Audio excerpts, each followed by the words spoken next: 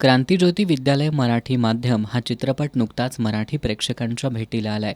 या चित्रपटामध्ये सध्याची मराठी शाळांची कमी होत असलेली संख्या, इंग्रजीचा वाढलेला पगडा, त्याचे नव्या पिढीवर होणारे दुष्परिणाम या चित्रपटाच्या माध्यमातून मांडण्याचा प्रयत्न करण्यात आलाय, अशी माहिती दिग्दर्शक हेमंत ढोमे यांनी दिली. चित्रपटातील आशय, संवाद, भावनिक क्षण आणि वास्तववादी मांडणी यामुळे या चित्रपटाच्या कथेतून प्रेक्षकांशी थेट नाळ जुळली आहे. चित्रपटाच्या प्रभावी कथेची मांडणी, कलाकारांची नैसर्गिक अभिनय शैली, मनाला भिडणारे संगीत आणि प्रत्येक फ्रेममधून जाणवणारी मराठी मातीची ओढ यामुळं हा चित्रपट केवळ एक सिनेमा न राहता एक अनुभव ठरतोय.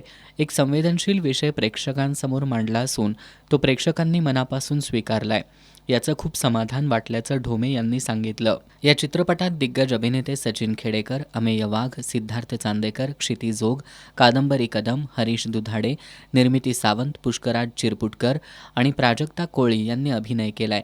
मराठी रसिक प्रेक्षकांनी हा चित्रपट आवर्जून पाहावा असं आवाहन दिग्दर्शक हेमंत ढोमे यांनी केलंय.